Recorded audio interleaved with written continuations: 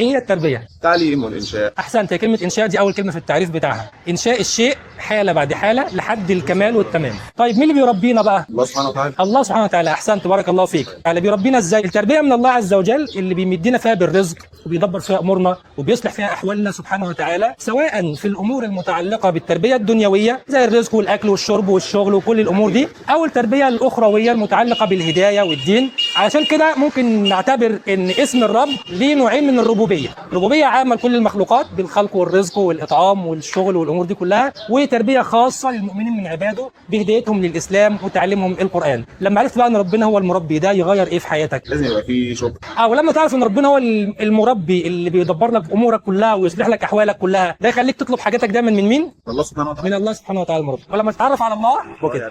ايه اشهر كلمه قالها عبد المطلب جد النبي صلى الله عليه وسلم؟ لما قال لبيت ربنا للبيت رب يحميه. عارفين القصه لما ابراهيم كان جاي يهد الكعبه وخد شويه جمال كده في طريقه بتاعت عبد المطلب، قال له انا رب هذه الابل وللبيت رب يحميه. طب قصده ايه انا رب هذه الابل؟ ربهم يعني خالقهم ولا ربهم يعني ايه؟ هذه الإبل. صاحبهم او مالكهم. وده المعنى الثاني من معاني اسم الله الرب، المالك، له ما في السماوات وما في الارض، رب العالمين سبحانه وتعالى. طيب مش احنا بنملك حاجات؟ تلاقي حد يقول لك انا بملك شقه، بملك عربيه، يعني هل في ناس بتملك ولا الملك لله وحده؟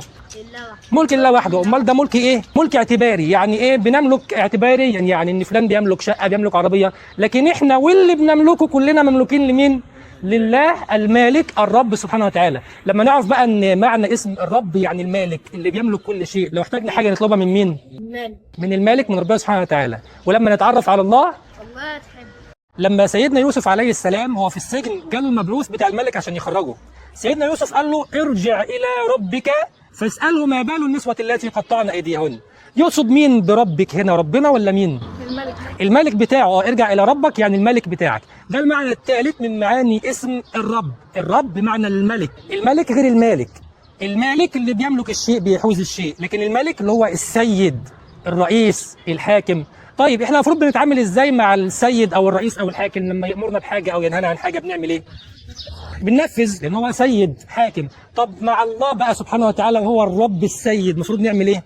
لما يامرنا بامر نطيعه، ولما ينهانا عن حاجه ننتهي عنها سبحانه وتعالى. لما عرفتي ان الرب يعني السيد، ده يفرق ايه معاكي في حياتك؟ ولو احتاجنا حاجه نلجا لمين؟ لربنا، ان هو سيد كل المخلوقات ورب كل المخلوقات سبحانه وتعالى. ولما نتعرف على الله والله هتحبه.